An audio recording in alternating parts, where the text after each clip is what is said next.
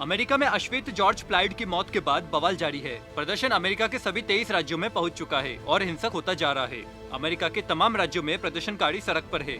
कई राज्यों में पुलिस तक घुटनों पर है तो कहीं कहीं पुलिस ही प्रदर्शनकारियों के साथ हो चली है। एथेंस में प्रदर्शनकारियों की भीड़ हिंसक हो गई है और अमेरिकी एम्बेसी पर बम फेंका है। वहीं सैकड़ों की संख्या में लोग न्यूयॉर्क के यूनियन स्क्वायर पर जुटे और घुटनों के बल बैठकर अपना विरोध दर्ज कराया।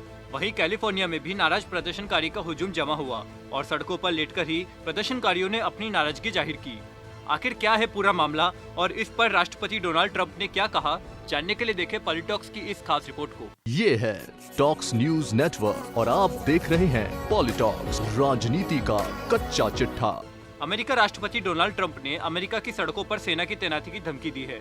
इसी बीच अमेरिका के 23 राज्यों में 17,000 नेशनल गार्ड की तैनाती की गई है। नेशनल गार्ड को हिंसा रोकने के साथ साथ राज्यों में कानून व्यवस्था को बनाए रखने की जिम्मेदारी दी गई है। दुनिया का सबसे शक्तिशाली देश अमेरिका इन दिनों हिंसा और विरोध प्रदर्शन का सामना कर रहा है।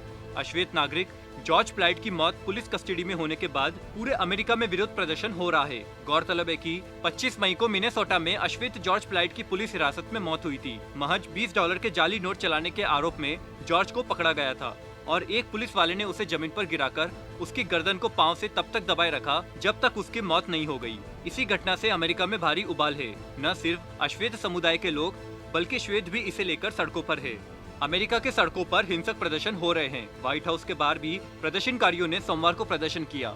इस प्रदर्शन को रोकने के लिए पुलिस ने आंसू गैस के गोले दागे थे। इधर राष्ट्रपति डोनाल्ड ट्रंप ने अमेरिका की सड़कों पर सेना की तैनाती की धमकी दी। इसी बीच अमेरिका के 23 राज्यों में 17,000 नेशनल गार्ड की तैनाती की गई।